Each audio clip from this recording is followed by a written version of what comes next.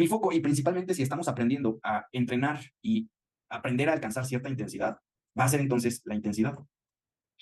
Aquí sí te diría, trata de utilizar la herramienta que más cómoda sea para ti. Esto significa, para algunas personas, noto que es más fácil aprender, que es el uno, digo, el RP, porque dicen, mira, pues es que esto me costó mucho, entonces me costó como un 8. Como que le agarran la onda muy rápido. Pues, si te acomodas así, pues dale, el RP es lo tuyo.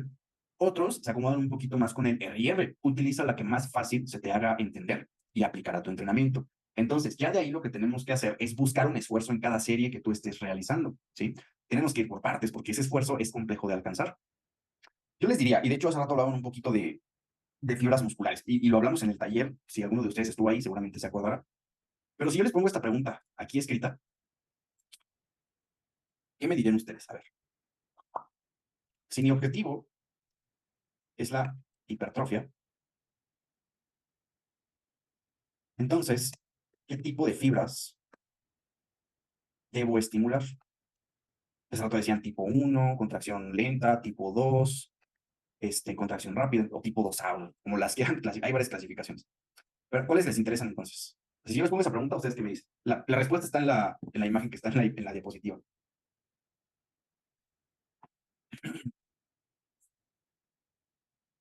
Fibras de tipo 1 son contracción lenta, fibras de tipo 2 son contracción rápida, que por ahí de pronto las asociamos a deportes de resistencia o deportes de fuerza y potencia. Entonces, si mi objetivo es crecer músculo, ¿cuáles quiero estimular más? Tipo 1, tipo 2. Tipo 1 nos pone Jaira y Chavita nos pone las dos. Tipo 2, Alexei. Ok, la respuesta es todas. Aquí es donde entra de pronto el... Hay temas para los que hay mucha evidencia científica y otros para los que no tanto.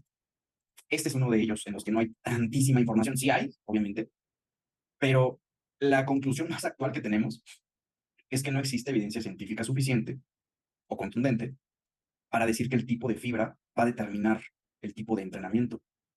No lo piensas así. Incluso cuando tu objetivo es, no sé, vamos a decir, prepararte para un maratón, pues tú utilizas actividades físicas y protocolos que tienen que ver con adaptarte para un maratón. No es como que digas, entonces este método estimula las fibras tipo 1 porque son de resistencia y son las que necesito para el maratón. No lo haces así. Y así aplica también para el tema de la hipertrofia y la fuerza. Lo que más bien es importante en el tema de hipertrofia y fuerza es algo que se conoce como el reclutamiento de unidades motoras.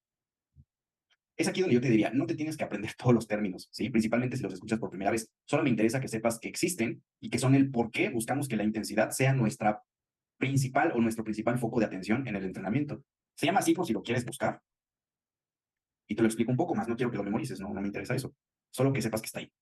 El reclutamiento de unidades motoras, ¿qué es una unidad motora? Es, digamos, el conjunto de estructuras nerviosas y musculares que producen el movimiento. O sea, tú tienes un cerebro, tienes muchos nervios, tienes neuronas y demás. Y por ahí en alguna parte tu sistema nervioso se conecta, se comunica con tu sistema muscular. Sin esa conexión tú no podrías apretar tu manita para agarrar algo, no podrías hacer un movimiento, porque todo viene literalmente de información desde el sistema nervioso central. Y también importa lo que estás haciendo alrededor, o sea, lo que hay alrededor de ti, ¿no? Entonces, estas unidades motoras, ¿sí? Son el conjunto de estructuras nerviosas y fibras musculares, ¿ok? Y tenemos diferentes tipos de unidades motoras, que a muy grosso modo solamente me interesa que te quedes con la siguiente idea. Hay unas que son pequeñas, otras que son un poquito más grandes y otras que son muy, muy, muy grandes. Ajá. Las unidades motoras que son pequeñas tienen bajo su comanda o bajo su control, bajo su, pues sí, básicamente control, a menos fibras musculares. ¿Por qué? Pues porque son pequeñas, tiene sentido, ¿sí? Es lo que estás viendo en la imagen. Son diferentes fibras musculares, pero son menos. Una unidad motora que es más grande tiene pues sí, a su control, en su conexión o está en comunicación con más fibras musculares. Y las más grandototototas son aquellas que tienen muchas miles de fibras musculares comunicándose entre sí con esas unidades motoras. Ahora, quiero que lo razones de la siguiente manera. Si tú fueras el cuerpo, ¿sí? Tú eres el cuerpo humano. Imagínate que tú eres como, no sé, está raro verlo así, pero que estás dentro de ti y estás controlando los procesos. Solo quiero que me respondas con un sí o con un no. Ajá. Si tuvieras que hacer una tarea muy fácil, como levantar, bueno, a lo mejor yo quiero pensar que para todos aquí eso es fácil, pero es un ejemplo, ¿va?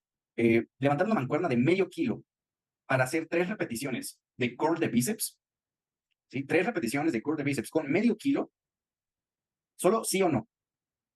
¿Reclutarías a todas las unidades motoras, hasta las más grandotas? Si las más grandes, las más completas. Es correcto, ¿no? Diana nos puso no. No, Ale también nos puso eso. Alexei, perdón. Eso es un reclutamiento de unidades motoras eficiente. Tu cuerpo básicamente lo que busca también siempre es administrar muy bien sus recursos. Si tu cuerpo hiciera eso para un curl con medio kilo, o quiere decir que ese medio kilo para ti es muy pesado, cosa que lo dudo mucho en este grupo, pero pasaría eso, o tu cuerpo es muy malo administrando recursos energéticos, porque la activación de todas estas unidades motoras cuesta mucha energía, ¿sí? Entonces, lo que vamos haciendo más bien en el entrenamiento, que es lo que se propone actualmente, es que a través de las repeticiones vas diciéndole a tu cuerpo, oye, aquí ya me está costando más trabajo, necesito más fibras musculares para que se activen y me ayuden con este movimiento. Y cada vez, en cada repetición que te cuesta cada vez más, alcanzas un reclutamiento más eficiente. Se teoriza, digo se teoriza porque tendríamos que abrir a una persona y que esa persona se esté moviendo o algo así para comprobarlo al 100%, pero se teoriza que un máximo reclutamiento, así el total reclutamiento de unidades motoras, se alcanza cuando tú alcanzas un fallo muscular, o sea, una máxima intensidad. Si este fallo o si esta muy alta intensidad tú la alcanzas con 6 repeticiones, entonces es porque utilizaste un peso que te pesó tantísimo que eso te permitió hacer 6 repeticiones. Y va a ser muy similar, se dice prácticamente igual, o con diferencias que no son estadísticamente significativas en términos de evidencia científica, a que tú lo alcances con 12, 15, 20 o 30 repeticiones. Lo que va a pasar más bien cuando tengas que utilizar cargas muy bajitas y quieras hacer muchas repeticiones, pues es que vas a acumular un montón de volumen porque vas a estar moviendo muchas veces ese peso, ¿sí? Vas a tardar mucho en alcanzar ese fallo muscular. Entonces, no es un tema de que esté bien o esté mal entrenar con 15 o 20 repeticiones o con menos, es un tema de que le des prioridad a lo prioritario, que en este caso es que aprendas a tratar de alcanzar una intensidad más alta en tu entrenamiento para una mayor activación de unidades motoras y por lo tanto de fibras musculares que se están involucrando en dicho movimiento y que una mayor parte de ese tejido muscular se lleve el estímulo que estás buscando. Eso es lo que buscamos, ¿sí? Ahora, ¿cómo alcanzo eso? ¿Qué es un fallo muscular? ¿Cómo voy a aprender esto? Vamos a hacer ahora otras preguntas. Todos aquí saben qué es esto, o similar, ¿no? Déjame ver si lo escribí bien, porque tiene mucho que no escribo esa palabra. A ver. Pero mientras alguien que me diga, yo sí sé qué es, yo no sé qué es. Sí, sí es bolicribo, así con V. W.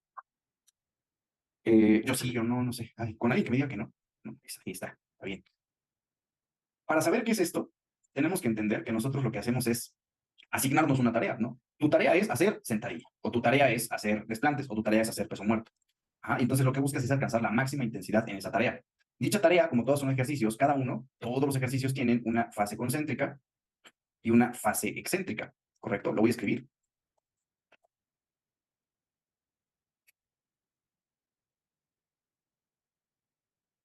La fase concéntrica es cuando las fibras musculares de un grupo muscular se tienen que acortar, se tienen que contraer para producir un movimiento.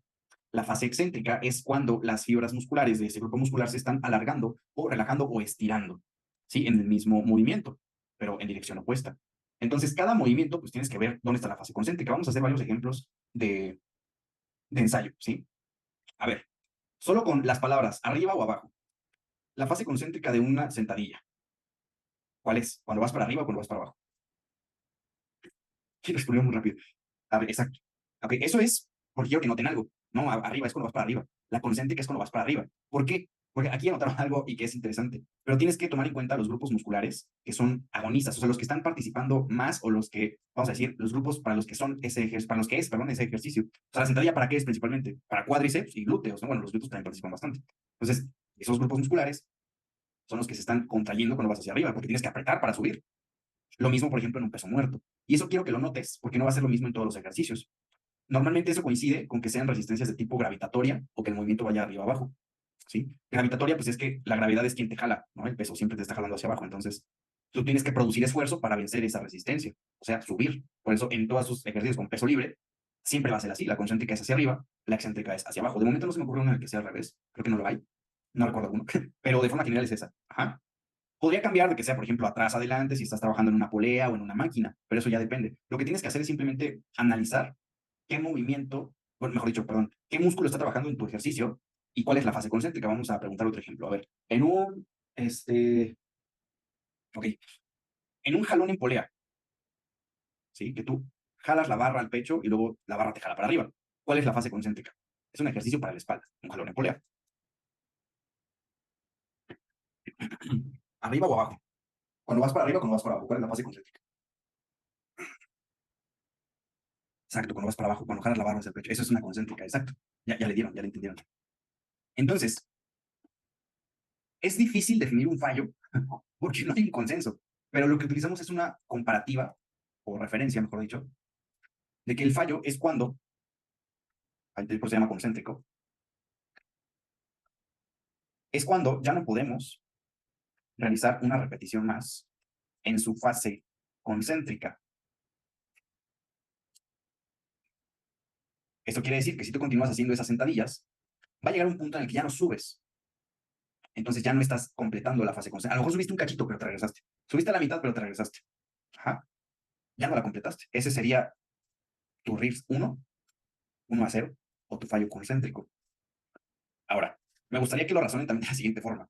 Solo con un sí o un no. ¿Es posible que alcancemos un fallo muscular total? No, sí, sí y sí, no. Esa está dividida. La respuesta es no, no es posible. Fisiológicamente no es posible. Un fallo muscular total nos diría que todo el tejido muscular responsable del movimiento que estamos analizando ya no tiene la capacidad para volverse a mover en esa dirección. Una prueba viva y fácil de hacer de ello es cuando tú haces un drop set. Tú haces un drop set y te puedes ir en la primera parte al fallo y le bajas peso y puedes seguir haciendo repeticiones. Y otra vez te vas al fallo y le vuelves a bajar peso y puedes seguir haciendo repeticiones. Y le bajas, y supongamos que le sigues bajando peso hasta el infinito y va a llegar un momento en el que ya no puedes hacer más repeticiones. Ajá. Obviamente puede haber un punto en el que lo estás haciendo incluso sin peso, o sea, con tu peso corporal, y ya no puedes hacer más repeticiones, más no significa que ya no te puedas mover, porque un fallo real total sería tan difícil de alcanzar que tendrías que desgarrar, lesionar tu músculo para que este ya no sea capaz de moverse. Entonces lo que hacemos simplemente es tratar de alcanzar un fallo concéntrico, que ese es en tu serie de trabajo. ¿Sí? Y ya de pronto si queremos mucha intensidad, pues podemos explorar otro tipo de métodos, como drop set, ¿sí? Pirámides o cosas así, que nos permitirían manipular esas cargas para ir acumulando y acumulando y acumulando repeticiones, como en búsqueda, ajá, un rest pause también, ¿sí? Como en búsqueda de ese fallo, ¿sí? Pero hay que, o sea, realmente también dimensionar en el sentido de, si se nos dificulta alcanzar un fallo concéntrico, o sea, toma mucha práctica empezar a hacer esto, mucho tiempo, mucho trabajo, seguramente ya te estás dando una idea de que la mayoría de personas en un gimnasio que intentan hacer drop sets, probablemente no los sepan hacer bien, porque ni siquiera han trabajado una base de práctica de cercanía al fallo muscular. Ahora, ¿qué directrices puedo emplear de forma fácil para empezar a practicar un fallo muscular? Eso es fácil porque hay muchas formas, pero lo que van a experimentar como principal dificultad aquellas personas que tengan menos experiencia es que vamos a decir, es muy fácil que ciertas sensaciones me engañen y me hagan creer que ya alcancé ese fallo concéntrico en esa serie. Ajá, esa incapacidad física momentánea. ¿A qué me refiero? Lo que te decía al inicio de esta parte, en la que hay personas que ya les quemó el ejercicio y se quitan de la máquina o dejan de hacer el ejercicio. Eso no es un fallo concéntrico. Eso es te ardió porque hay un incremento de temperatura, un estrés metabólico también. En general, hay ardor. El ardor es una señal que está alrededor del fallo muscular. Ah, ya me salió fea la repetición. Eso tampoco es un fallo. Eso es solo pérdida de técnica o pérdida de estabilidad. Es algo que también está alrededor del fallo muscular concéntrico. Entonces, una de las más fáciles de seguir y que no te engaña es la pérdida de velocidad. Te la voy a escribir aquí. Y aquí es donde quiero que de verdad pongas mucha atención porque está raro de decirlo incluso. La pérdida de velocidad es una forma en la que podemos, exacto, como el error en el músculo es una señal que te puede engañar mucho. La pérdida de velocidad no te engaña, porque si la estás haciendo bien, no hay pierde. Si pierdes velocidad, estás perdiendo capacidad de hacer el movimiento. Esto es, lo que hacemos es, en primera, ya tenemos que saber seleccionar una carga, o sea, una cantidad de peso que a nosotros nos signifique un reto. En el hip thrust, pues, el ejemplo para mí eran 200 y cacho. Para otras personas era más, para otras personas eran menos. Yo te sugiero que si apenas estás empezando pues sí, a experimentar el fallo o a tratar de buscar esta intensidad, lo hagas en ejercicios en máquinas, porque es muy fácil y seguro. O sea, si no acaba la repetición, pues ya, o sea, ahí está la máquina y se queda. Pero no se te cae una barra encima, ajá, o sea, no tienes que gritar por auxilio. Entonces, yo te lo sugeriría así. Ahora, el segundo paso es, la pérdida de velocidad se relaciona con la capacidad de esfuerzo. ¿Por qué? Porque para maximizar el reclutamiento de unidades motoras que hablamos hace un momento, es importante expresar mucha fuerza.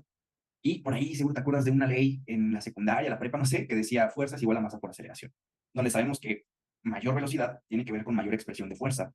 Por ahí va. Y no quiero que me olvides la forma, ni mucho menos. Pero la idea es, tu intención durante un ejercicio, tu intención, por ejemplo, como dice Adrián, en la extensión de cuádriceps, a mí me encanta hacerlo ahí, pero tu intención durante un ejercicio, tu intención, ¿sale? O sea, intencional, voluntario, enfocado en eso, también esa es otra. cero teléfonos, cero estar platicando, es enfócate a la tarea específica que estás haciendo y tu intención es hacer la repetición en la fase concéntrica lo más rápido posible. Entonces, vamos a suponer el ejemplo que nos dijo Adrián. Si yo estoy en una máquina para hacer extensión de cuádriceps que normalmente están así y tienen por aquí un rodillito para que apoyes las piernas, ¿no? Y tú estás sentadito, estás aquí, por aquí bajan tus brazos para agarrarte de los agarres, que es redundante, pero así se llaman, y tus piernitas están aquí. En este ejercicio, ¿cuál es la fase concéntrica? O los búlgaros, también las búlgaras, de hecho yo ayer hice eso, no lo recomiendo si no disfrutan un poquito de ese dolor muscular. A ver, en este ejercicio, en la extensión de cuádriceps, ¿cuál es la fase concéntrica? ¿Arriba o abajo?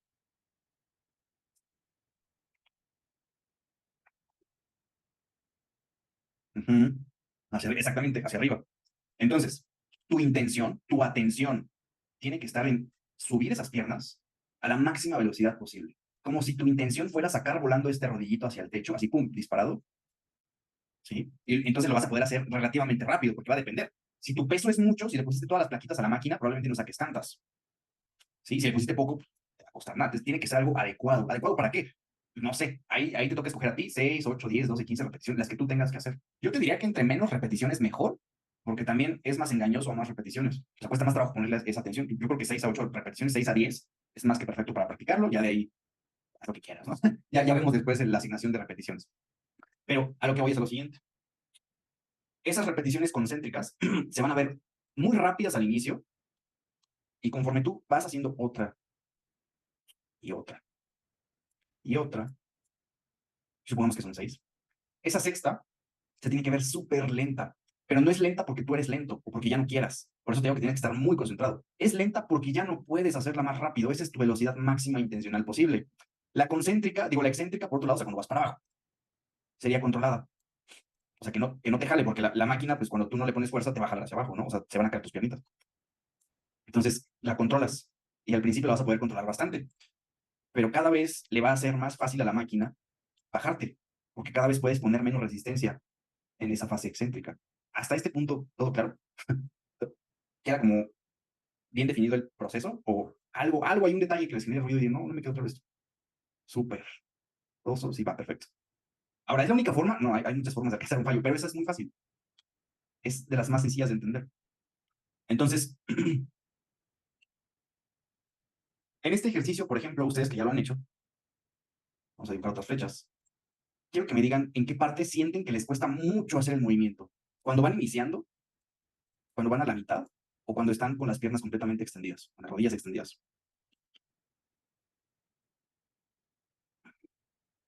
Exacto, la mitad. Igual puede depender de la máquina, algunos es como que desde el inicio cuesta mucho, pero normalmente es a la mitad. Eso es el punto de mayor esfuerzo, es un perfil de resistencia. No me voy a meter mucho en eso ahorita, pero trata de identificar eso en el ejercicio en el que tú lo estés haciendo. Si haces esto en un curl de bíceps, trata de sentir, mira, aquí me cuesta más. Porque ahí es donde te vas a tener que esforzar todavía más para que no te engañe el ejercicio y ya no lo pases. Porque normalmente ahí es donde empieza a disminuir mucho la velocidad. Pero si lo pasas, ya la hiciste, completaste la repetición y ni modo, la que sigue es más lenta y va a costar mucho más, pero ahí es donde es más fácil que te engañe, en el punto de mayor esfuerzo, de mayor resistencia. Entonces, ¿qué puedo hacer? Les estoy dando demasiadas recomendaciones, pero es como para que puedan practicar. Perdón que me tallé el ojo, me empezó a dar como comezón. Con un sí o con un no. Todos aquí saben lo que es exhalación por esfuerzo.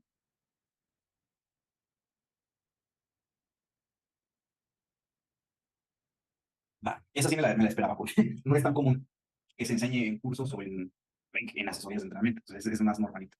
Eh, la exhalación por esfuerzo es un tipo de respiración, ¿sí? No estoy diciendo que sea la mejor, pero es muy fácil de ejecutar también. Aquí de nuevo, lo que tienes que hacer es acordarte de cuál es tu excéntrica y cuál es tu concéntrica, ¿sí? La exhalación por esfuerzo involucra que actives tu musculatura del core o musculatura abdominal también para apretar, ¿sí? Tu torso. De hecho, una de las recomendaciones también es que con tus manitas te jales de los agarres como si quisieras pegar tus pompis contra el asiento, con mucha fuerza, para que no levantes la cadera, pero es para estabilizar mucho y crear más presión.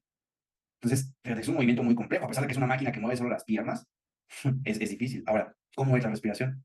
Antes de hacer tu repetición, o sea, estás sentado, estás viendo así a la nada, estás viendo a tu crush, a tu gym crush, que está haciendo sentadilla con 200 kilos y estás viendo hacia afuera. Todavía no haces ninguna repetición. Antes de hacer tu repetición, metes aire por el cuerpo, bueno, por la boca, y este es un tip que te doy. piérdele el miedo a respirar por la boca. No es que sea bueno ni malo, pero como que y lo noto mucho en la práctica, o sea, le tienen miedo a respirar por la boca, ¿por qué? No sé, pero le tienen miedo. No ustedes, sino en general. Entonces, si le tienes miedo a respirar por la boca, quítatelo, no pasa nada.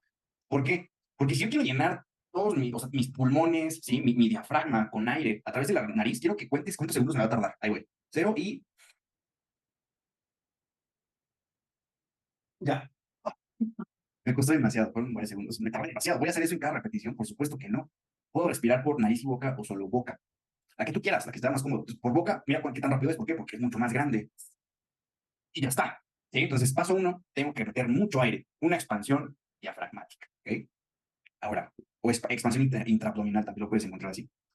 Una vez que ya metiste aire, esto todo es muy rápido. Te lo estoy contando lento, pero todo tiene que ser muy rápido. Entonces, metes el aire y ahora tienes que apretar con tus músculos del abdomen. ¿Sí? ¡Pum! Y como que vas a notar que hay mucha presión dentro de ti.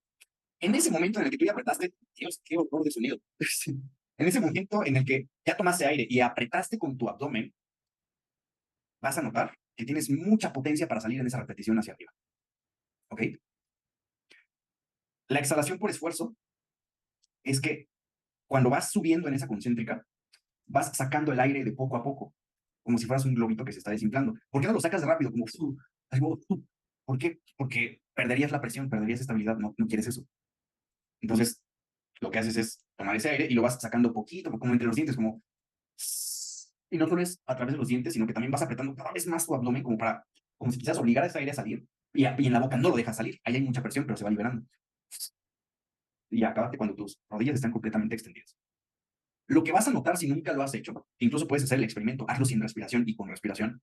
Lo que vas a alcanzar a notar es que en ese punto donde me dijiste que te cuesta mucho, que es como la mitad, sin esa respiración, te vas a rendir muy rápido. Y con la respiración, si sacas ese aire justo en ese punto, o sea, lo sacas con más fuerza, quiero decir, en ese punto en el que te está costando más, como así, ¿no? La mitad, como un, ¿sabes? Como una ráfaga de viento que quieres sacar por tu boca, entre los dientes, aún así poniendo ese esfuerzo, la vas a sacar. ¿A costa de qué? De que te vas a cansar un montón. Por eso, algunas de las principales dificultades de personas poco experimentadas para ir alcanzando esas sensaciones es que, en primera, ni de chiste saben hacer respiraciones así, o sea, no nos pasa ni siquiera por la mente, a eso me refiero. La otra es, nos engañan sensaciones como el ardor o la pérdida de técnica. Entonces, quiero que dimensiones la dificultad de esta tarea. Tienes que prestar atención al jalarte con las manitas hacia abajo. Tienes que prestar atención a meter el aire en el tiempo correcto, a comprimir el abdomen y a sacar el aire en el tiempo correcto, a tener la velocidad intencional máxima posible en cada repetición. Todo eso en cada repetición, tomando en cuenta que en cada una te vas a cansar más. Una tarea fácil no lo es ni de cerca. Por eso se tiende a mencionar, y de hecho creo que lo mencionaron con el profesor, es una persona que tiene poca experiencia entrenando, no tiene las capacidades físicas coordinativas para alcanzar ese tipo de intensidad. La idea es, o sea, no es malo, es más bien, apenas lo vas a empezar a hacer, empiézalo a pulir. A la primera no te va a salir, o sea, si ya me dijiste, no sé qué es una exhalación por esfuerzo, no sé qué es la pérdida de velocidad, quiere decir que apenas lo vas a sentir por primera vez. A la primera no te va a salir, pero te prometo que si no has experimentado intensidad de verdad, la vas a experimentar en este experimento. Y también te prometo lo siguiente, si la única forma en la que tú habías experimentado intensidad era a través de drop sets, por ejemplo, pirámides o muchos ejercicios juntos, te prometo que no lo vuelves a ver igual. Con una serie así te puedes destruir por varios minutos sin necesidad de estar haciendo 30, 50 repeticiones o 1000 bombeos que luego que hacen en internet. De verdad, es un nivel diferente de entrenamiento. Y todo eso es tan solo para que a través de las semanas, a través de los meses, cuando tú llegues a ese punto en el que dices, ya no completo una repetición más, ni siquiera haciendo todo lo que me dijo el profe, y te prometo que si me tienes enfrente, probablemente me oyes en esa sesión de entrenamiento, um, seas capaz simplemente de decir, ya identifiqué cómo me siento, cómo se sienten mis piernas, cómo se sienten mis brazos, cómo se siente el ardor, porque el ardor hay que ignorarlo para seguir haciendo más repeticiones, cómo se sienten, cómo me agito, qué tan buena es mi capacidad cardiorrespiratoria para hacer ese tipo de prácticas, para que eventualmente digas, el punto en el que ya no hice otra repetición, se llama RIR 0 o RP10. Toda esa información y todo lo que te va a costar de práctica, porque te prometo que no es nada fácil. Obviamente con personas con las que tengo mucha confianza, hasta me toca sentarlas así de que ya se quieren parar corriendo de la máquina, es no, y te sientas, obviamente tiene que haber mucha confianza para eso, no son clientes, son amigos, para simplemente decir, esto ya aprendí a sentir que es un RIR 0, un RP10. Y eso no es para que en todos tus ejercicios lo hagas, es para que eventualmente tengas un entrenamiento más avanzado en el que puedas decir, mira, en este ejercicio voy a hacer un RIR 3, porque ya sé más o menos cómo es un RIR 3, un RIR 2, y eso es lo que estoy buscando. Porque de otra manera, no tienes cómo comparar que sea 2 o sea 0. porque no tienes ni idea de las sensaciones. Eso es lo que normalmente son capacidades físicas que se van trabajando y por supuesto, capacidades también cognitivas, o sea, conceptuales, o sea, la de definiciones que aprendiste hoy, que implementas para un entrenamiento más avanzado. Y el atleta avanzado, el deportista avanzado es el que aplica todo eso, bueno, y muchas cosas más, cientos de cosas más, para alcanzar sus objetivos, para autorregular su entrenamiento. Esa es una forma en la que podemos hacerlo. ¿Hay más? Sí, sí hay más. Pero esto es fácil, porque una pérdida de velocidad es más fácil de ver, ¿sí? O sea, si entrenas con alguien, le puedes decir, oye, dale las instrucciones específicas, mira, no me dejes levantarme hasta que neta veas que ya no pude con más. Y por ahí, mira, para los bienaventurados, como dice creo que Daniel, Diana, perdón, ya me cansé nomás de imaginarme si es muy cansado. Si se sienten muy valientes, busquen qué es esto. Ese ahí se los dejo porque también es mucha explicación, pero si alguno ya lo hizo, me lo comparte después, ahí me cuentan cómo les va. Estaría contentísimo de saber cómo les fue en una práctica de tratar de alcanzar el fallo muscular. Y entonces, ahora que hemos explicado un poquito más de las herramientas de cuantificación, qué es un fallo, cómo alcanzar una intensidad más alta en tu entrenamiento, ya vamos a poder entender mucho más de estas cosas, ¿correcto? Ahora vamos con las recomendaciones prácticas. Hasta este punto, ¿tienes alguna duda, pregunta o algo que quieras agregar? Me interesa saber cómo vas en la clase de hoy. ¿Te sirvió el café? ¿No te lo tomaste? ¿No te lo tomaste y te arrepentiste de no haberte lo tomado? ¿Qué dudas tienes? Tú cuéntame, no te preocupes. O todo está bien. Ya de aquí vienen las recomendaciones de que, bueno, por eso es tan común que te digan que trabajes a un 65% al 80 y tantos por ciento del 1RM. Porque si te fijas, ve cuántas repeticiones puedes hacer con el 80 y cachito del RM, considerando que esas repeticiones ya son muy buenas para hipertrofia. Acuérdate, yo hoy no te hablé de poner más peso, ponerle menos peso, más repeticiones, menos repeticiones. Yo no te di ninguna recomendación de eso porque todavía no es el momento. Pero ya te lo dije de forma indirecta. Para mí el número de repeticiones es completamente, bueno, no completamente, pero sí bastante irrelevante dentro de lo que buscamos como intensidad. Ya va quedando más claro. Eso es bueno. Entonces, también entendemos que la carga o el peso que se asigna es según el número de repeticiones. Si yo busco trabajar con 5, 6, 8 repeticiones, que son muy buenas, son buenísimas, son excelentes para hipertrofia, pues voy a tener que usar más peso. ¿Sí? Voy a tener que conocer esos pesos, cómo me siento con esos pesos. Por eso les decía el profe César también que de pronto ven a personas que ya llevan un diario de entrenamiento. Es muy útil. O sea, yo lo uso en puntos específicos, pero no siempre puedo estar anotando cosas. Y la verdad es que ya soy, o sea, no me considero avanzado, pero como que ya le agarro más la onda a los pesos que muevo, entonces también como que no siempre anoto todo. Y ya cuando trabajas con repeticiones más amplias, bueno, más repeticiones, es cuando trabajas con cargas más bajitas. La carga va a ser una consecuencia del rango de repeticiones en el que te quieres mover. Y te sugiero también que hagas eso, que utilices rangos, que no digas, voy a hacer 6, haz de 6 a 8. Si haces 6 está bien, si haces 7 está bien, si haces 8 está bien. Y ya, te quitas de problemas de que si alcanzaste 6 u 8. Y está perfecto dentro del rango. ¿Sí? El RPE sería más o menos así, como te dije hace rato, que sería básicamente muy parecido al RIR 0, el RPE 10. ¿Por qué? Porque lo que vamos a ver más adelante, a lo mejor ven con el profe José, con el profe Fernando, perdón, o el profe César, eh, es que según el tipo de ejercicio, según el objetivo, según muchas cosas, porque se toman en cuenta varios criterios, puedes decir, ¿me acerco más al fallo o no me acerco tanto al fallo? Sí, eso ya cuando vamos a dosificar intensidad en el entrenamiento. Y puedes utilizar la escala que más te guste, ¿de acuerdo? En algunas fuentes podemos encontrar los diferentes tipos de fallo. Por eso te decía también al inicio, eh, no es que esté mal que te pares de la máquina cuando ya te ardieron los cuádriceps, porque esa fatiga que sientes como ardor es un signo de que estás cerca del fallo. A veces, bueno, también no siempre, pero en la mayoría de casos sí. La falta de técnica o de estabilidad también lo son. Fíjate más o menos en qué escalas los podemos encontrar. Ese fallo mecánico, ya me falló la técnica, más o menos, puede estar como en un RIR 2, RIR 3 a RIR 4, que es 4, 3 o 2 repeticiones antes del fallo, la cual es muy buena intensidad. Ya se consideran series efectivas en esos números. En RPE es del 7 al 8 o del 8 al 9. Hay un fallo que sí de pronto nos engaña mucho, que es, bueno, no un fallo, sino más bien es un aspecto psicológico, que es cuando nos dejamos llevar por el ardor muscular, cuando no sabemos identificar esa pérdida de velocidad ni la dificultad para respirar. Y en lugar de alcanzar una intensidad alta, perseguimos un número de repeticiones sin cuestionar en ningún momento cuál fue la intensidad de dicha serie, perdón. Que es lo que probablemente pase con las personas que te escribí de pronto en algún momento, que te conté, les pido 6, 8 repeticiones y me distraigo tantito, me volteo, me dicen, hice 12 porque sí, porque así estoy acostumbrado. O sea, está bien, pero muy probablemente sea una persona que, una, no está poniendo, de inicio, no está poniendo atención en lo que tiene que hacer, y dos, tampoco esté alcanzando una intensidad adecuada. Y que casi siempre, de hecho, también me atrevo a decir, como que tienen mucho esta idea de que no le quiero meter pesado, porque no, yo no quiero cargar pesado, yo no sé qué es pesado. Pesado no es un número, pesado es algo subjetivo que va a experimentar cada persona. Es importante que sepan qué es pesado para ustedes, para que no le tengan miedo al peso y no limiten su potencial de progresión del entrenamiento. De ahí en adelante, entonces, van a encontrar recomendaciones con respecto al fallo muscular, donde verán que cualquier serie que ustedes hagan, que se quede a 2 o 3 repeticiones antes del fallo muscular, son efectivas y son muy buenas. Y porque también, si quisieras hacer todas tus series a ese RIR cero, créeme, y ahí sí te lo digo con mucha experiencia, no te conviene. O sea, de verdad si lo estás haciendo bien, es muy difícil recuperarse un entrenamiento así. O sea, tendrías que ser una persona que de verdad se dedica full al deporte y lleva una alimentación y descanso impecable para que pudieras hacer un entrenamiento así de que todo a RIR cero. Fuera de eso, mortales como yo, pues no, el estilo de vida no lo permite tan fácil. O no podríamos hacer tan seguido ese tipo de entrenamiento. ¿De acuerdo? Ya de ahí van a ir viendo pautas con respecto a recuperación. Normalmente un tiempo de recuperación que se considera bueno, adecuado, post-entrenamiento, es de unas 24 a 48 horas. O sea que después de haber entrenado a una intensidad adecuada, esos cuádriceps, esos isquiosurales y demás, hayan pasado 24 o 48 horas, máximo 72, o sea, un día, 2 días, máximo 3 días, para que los puedas volver a entrenar a la misma intensidad y sin molestias. Esa es la recomendación más general que te puedes encontrar. Y ya cuando ves recuperaciones más lentas, pues puede ser tema de nutrición, tema de falta de descanso o calidad de descanso, o también un tema de cambio de rutina muy grosero, muy agresivo.